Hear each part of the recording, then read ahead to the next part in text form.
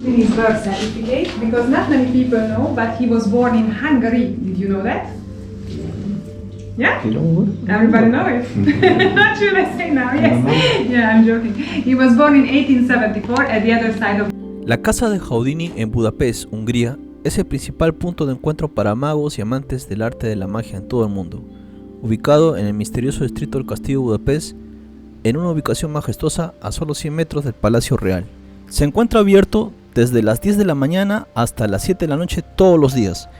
El precio de entrada está adulto 9 euros, 3 entradas 27 euros, un niño menor de 11 años 6 euros. Puedes comprar tus boletos en línea o en el mismo lugar. Under the name of Eric Weiss. At the bottom you can see his name, and next to his name his father's name, who was Samuel Shamu Weiss. Samuel Weiss was a legal advisor, a merchant, a soap maker and a rabbi. And when the young Eric was only 4 years of age, the father moved to the United States because he tried to find a job over there, and he found a job as a rabbi in Appleton in Wisconsin. And when he was already in Appleton, the rest of the family, because Houdini has 6 brothers, 1 sister, and of course their beloved mother Cecilia Steiner, they also moved to the United States and they started a new life over there.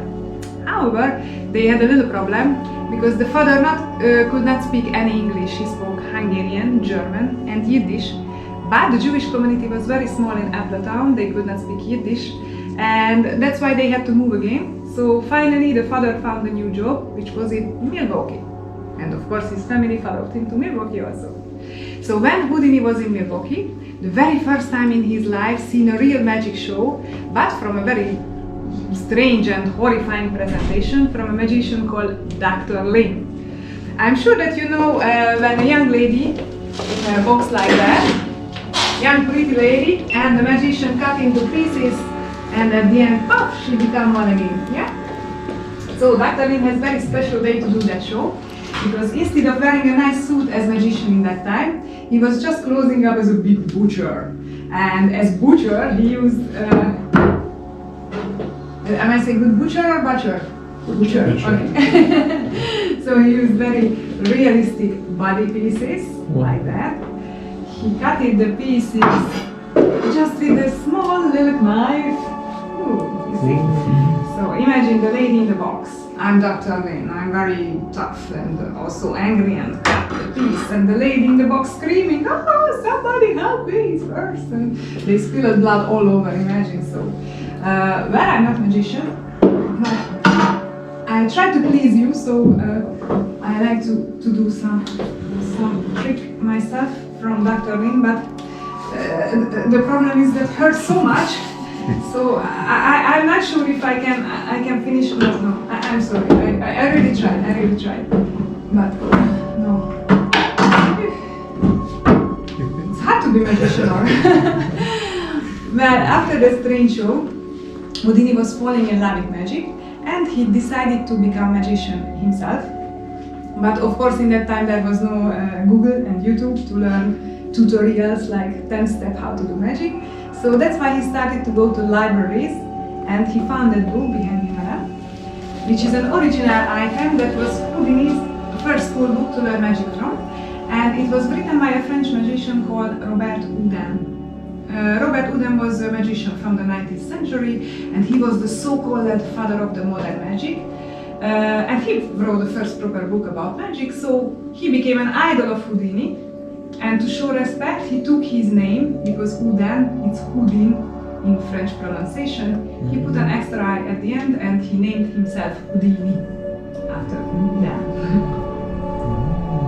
Then the next turning point in his life, when he met his future wife Bess. Houdini was 20 years old and Bess was 18. And they were falling in love so fast and so deeply that only after 3 weeks of relationship, Houdini was asking Bess to marry him, and she said yes. But they had a big problem because Bess was coming from a very strict Catholic family, and as Houdini was Jewish, the whole family of Bess was against that marriage, especially her mom, who called Houdini the devil himself. Imagine. But they married anyway. Well, after that, Bess was kicked out from her family. And the next 5 years was very difficult for the young couple because they had no money and not even home. They were traveling around in the United States and in Canada with circuses. after 5 years, Houdini met a manager whose name was Martin Beck, and he owned many theaters called Orpheum. It was a chain theater all around in the United States. So he proposed the contract to Houdini, which he accepted, of course. And also Martin Beck pushed him to concentrate on escaping, because he recognized that he's very talented, and he pushed him instead of making card tricks. Also Houdini made a really great marketing for himself, because when he went to a new town, first he always went to the local police station and asked the policeman to handcuff him and close him to a prison cell, because he said he will escaping overnight. What do you think, he did it or not? Yeah. Yeah. Of course, it's Houdini.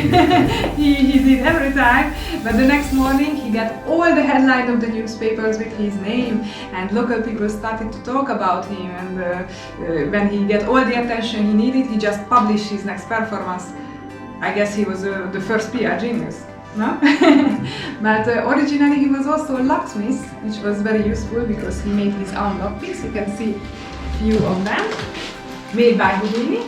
Probably it's including his DNA also, because sometimes he hid it in the mouth or under shoes, even under fake skin, depending on the performance he made. Now that was the first 26 years of Houdini's life before he became famous. If you want, you can read all the text on the wall, you can take post pictures as well, and when you watch everything, you can live symbolically those dark ages of Houdini and step into this shiny famous and